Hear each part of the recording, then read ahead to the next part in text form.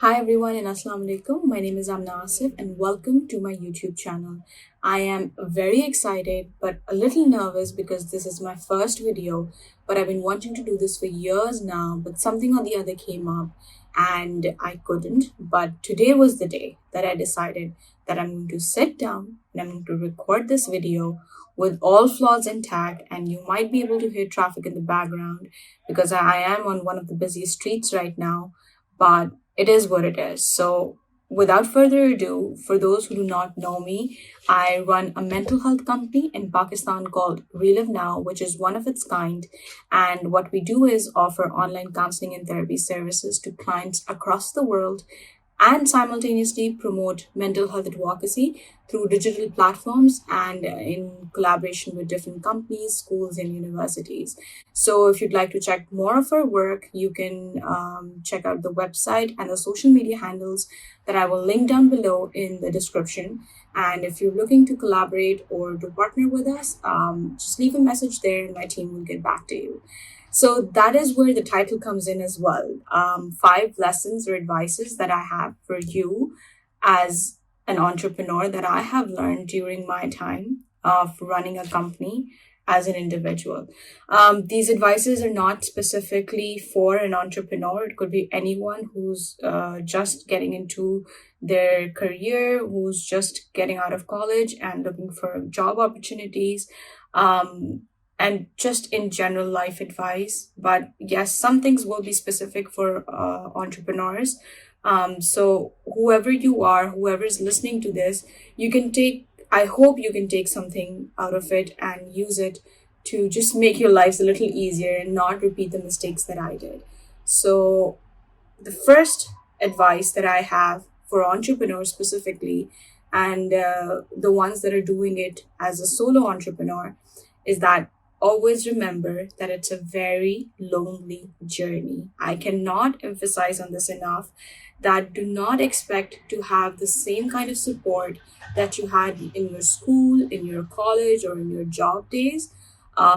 When you're trying to do something new that a lot of people do not understand, they will back off. And you should be okay with it because that's the path you chose for yourself. And the only person you should be worried about is yourself in that part, okay? If you're very, very passionate about a cause, or if it's just if you're looking to go into business because you want to make money or create a product or a service, whatever the reason may be, they're all perfect and the best way to start a business. But always remember that a lot of people will not understand what you're doing unless they see the results. So do not expect them to be there for you. And the only person that will show up for you is yourself. Okay? My second advice would be that do not compare yourself with anyone else. Your only competition is you here. And by that I mean is that when we're in the startup ecosystem or in the business mindset or even in jobs, even in schools actually, we always compare ourselves to others. And what happens with that is that we belittle ourselves and our self-esteem goes way low. Um, you have to remember that everyone is not born the same. Everyone does not have the same resources or the same environment as you did. It could be better or worse. Their struggles are different, their stressors are different, their environment is different, the kind of resources and opportunities they have is different from what you have. So you need to keep all of this in mind. So it's kind of unfair on you to compare yourself with them on the same level because everyone is leading a different life with different kinds of opportunities, different kinds of rejections and failures and success. So the only competition that you should keep in mind is of yourself, and compare yourself from your past self, a month ago, 5 months ago, a year ago, and if and that should show like a growth. Nothing else should be showing that growth. So if you're growing from your past self to your present self, that's an achievement. That's what you should be looking for, and not at your colleagues or your friends or even your siblings. Okay. So my third advice would be that, and this hits really close to home, is get rid of the imposter syndrome. Easier said than done. I'm still struggling, and I think I'll always struggle with it, and all of us will. because we tend to undermine ourselves. We're just built in the society in the way that whatever we achieve, we know that, oh, we have achieved it. I'm sure it's because it was easy to achieve. Not that the kind of struggle that we put into it, the kind of hard work we put into it, we undermine all of that. So remember that it's all about your mindset.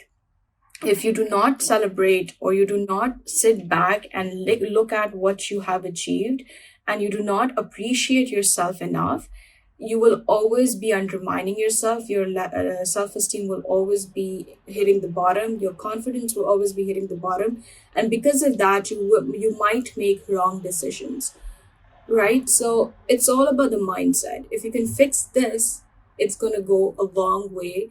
And I'm not saying that this will be like a constant streak for you, that you will be not suffering from imposter syndrome every day, day in, day out.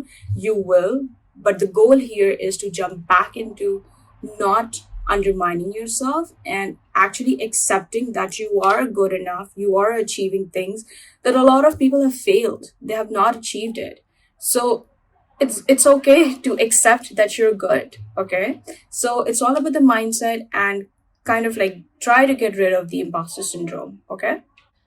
My fourth advice is, and it's connected to the imposter syndrome one, is that celebrate your wins.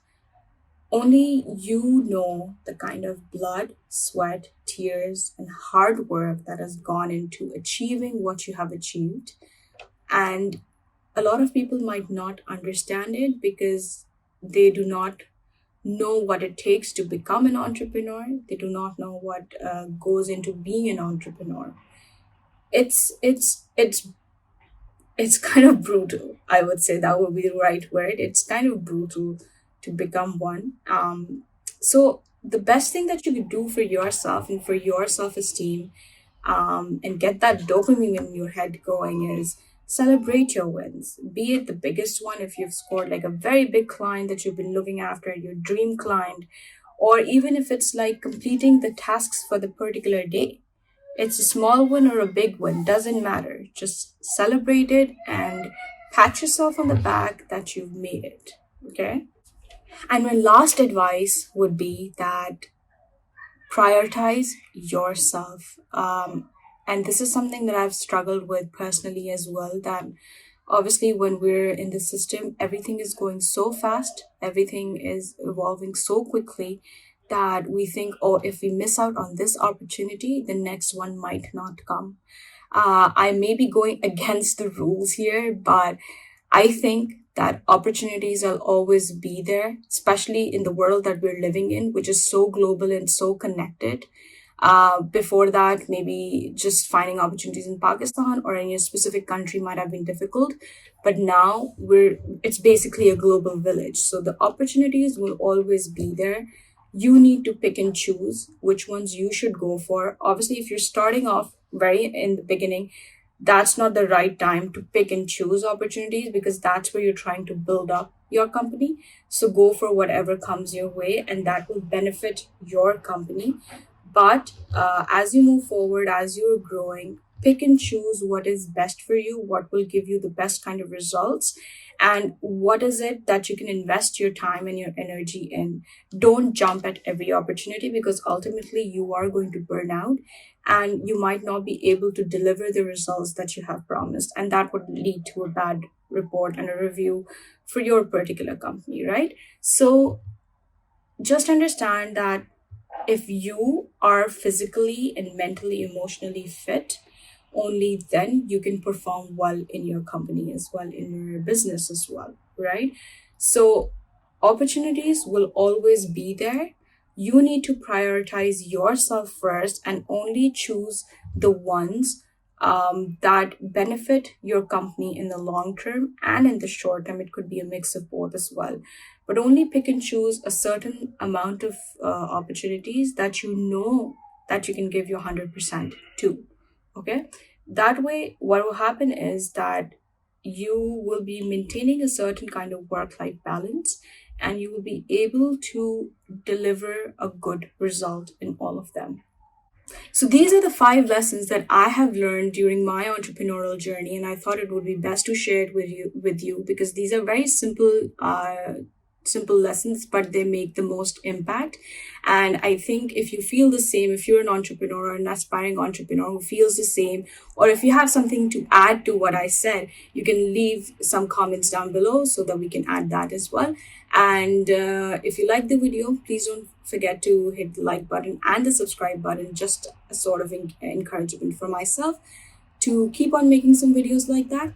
And if there's a specific topic that you'd like me to talk on, be it entrepreneurship, be it mental health, be it personal development, be it my own experiences, just leave a comment below and I will try my best to create content that is worthy of your time.